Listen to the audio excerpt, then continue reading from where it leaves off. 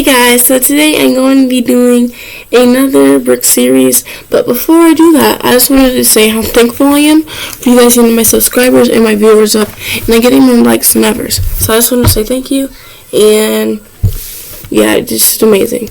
So today we're going to be reading another chapter of Uprising, and if you haven't seen the last video that I made when I was reading the first chapter, then you should go on there, and I hope that you do that. Alright, so I'm gonna start reading. Alright, chapter 2.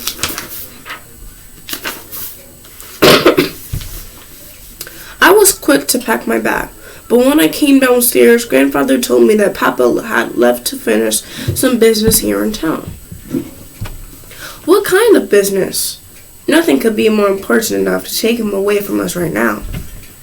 Mama must have heard me, for she called from the kitchen. It's not your job to question your father, Lydia. Are you finished packing already?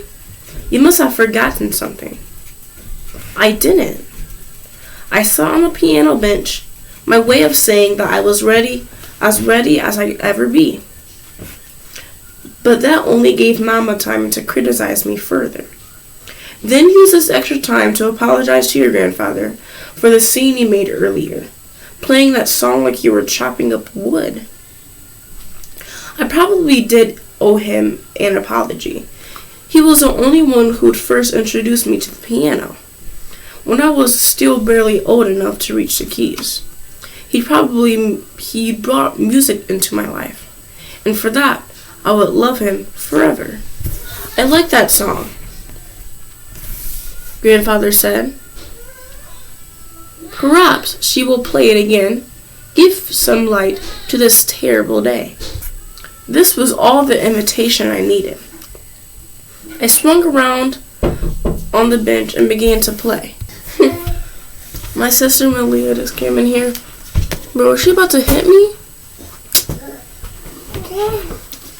That was all the invitation I needed. I swung around on the bench and began to play, getting louder as Mama scolded me. This was how often it was for us, and always had been. Mama's first child had been a daughter, Christina, who had died at age 2. A year before Rizard was born, Mama had loved her dearly, Papa said. I wish she loved me even half as much as she did Christina, I told him. Half as much would have been enough love. No love was miserable. I wish that too, Papa had agreed. Mama was the most beautiful woman I've ever seen. But unfortunately, I had Papa's dark, wavy hair and his shrimp build. I told myself that it didn't matter whether Mama cared about me, because Papa loved me enough for both of them. And Rizard too. So, I played the song for those who love me. Properly this time.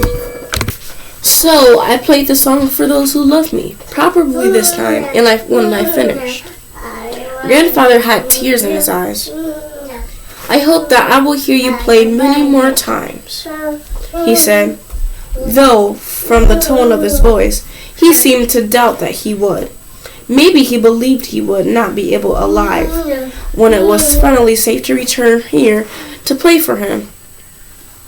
Maybe he believed that if I went to Warsaw, I was the only one who'd never play again. Rizard walked downstairs with his bag. I saw Papa from the window, he said. He wants us to come and outside. Grandfather picked up one of Mama's trunks and led the way out the front door. I went next, stepping into an already unfamiliar world. The beautiful morning skies were full of smoke and ash. I thought the plans were gone, I said. They are, Rizard said from behind me, but you see what has been left behind. With his voice full of determination, he added, if I were older, I'd join Father in the fight. I stopped there, right where I stood. Papa will go off to fight? Absolutely not, Mama said. I had realized she was listening to us. I will speak to your father. She walked on, but Rosart turned to me and whispered, "No, Father will speak to her. He must go, Lydia. He was an officer in the Great War. He'll be an officer now. Poland needs him again." "No," I mumbled. For the first time in my life, I agreed with Mama. She had to speak to him. She had to be forceful in her opinion with Papa, as she always was with me. Never before had I wanted my mother to win an argument, but I did now, more than I've ever wanted anything. "Leah, no. Look at my sister. Look what she's doing." Bro, she just dumped all the socks out. And then she's trying to put them back in.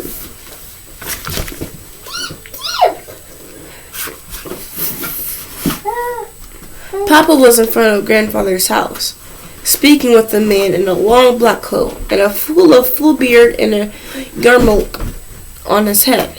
A Jewish man. Mama glanced around, obviously nervous. "That's your grandfather's friend? Mr. A.Neilsen. We saw him in the town last week, if you remember. What is he doing here?" Papa and Mr. A.Neilsen shook hands. Then Papa gave him a key. Bizarre was the first to understand. "Papa is giving him an automobile." "What?" Mama started forward, but it was too late.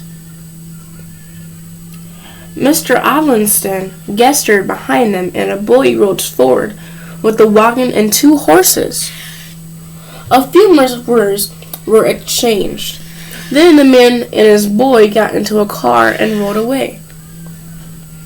"What have you done?" Mama asked Papa. "Our automobile cost 10 times what this wagon and horses are worth. That man tricked you."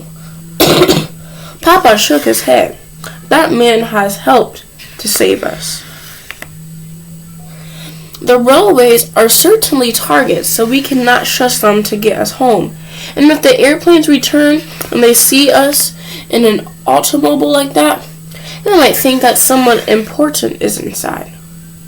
This is safer for us, and Mr. A.Neilsen can sail the automobile for food to feed many of his people." Mama said nothing. Now I suppose she had 2 things to discuss with Papa. We loaded our bags into the back of the wagon, and Papa created soft places where Rosart and I sit as we rode. "Are you sure you won't come with us?" I asked Grandfather. I couldn't stand the thought of leaving him here. But Grandfather shook his head. "This is my home, and I will keep it as long as I can. You'll be safer in the city. I believe that with all my heart. The Nazis' attack had proven that could reach this far, but our military would defend our capital. They will never defeat Warsaw." The twinkle I always seen in Grandfather's eyes disappeared, and in a solemn voice he said, "Nowhere is safe now. Lydia, when the Germans reach the heart of Warsaw, you must do whatever you can say to stay alive. Promise me that." My answer came quickly. "If the Germans enter Warsaw, they will be the ones in danger, for I will be there to fight them." "No, she won't," Rosart said, stepping between us. "No, you won't, Lydia. You won't do anything like that. Come on now, it's time to leave." I nodded and gave Grandfather a hug goodbye. But from that moment, the thought was planted inside my mind. One day I'd have a chance to make those Germans sorry for invading my country. And Rosart seemed to know it. As we climbed into the wagon, he said, "I know you, Lydia. I know you love to do what you ever are told not to do. But this time is different. This is your life at stake." I sat in the wagon near him. After we drove away, I asked him, would you fight them if you could? Lazard pressed his lips together and nodded. He had already made his decision. So had I. So that is the end of chapter 2. And tomorrow we will read chapter 3. This is a really good book. And I also wanted to say that this is actually based on a true story. One girl will rise up to resist when the Nazis invade her homeland. It's actually a true story. But it's a true story. And I also want to say,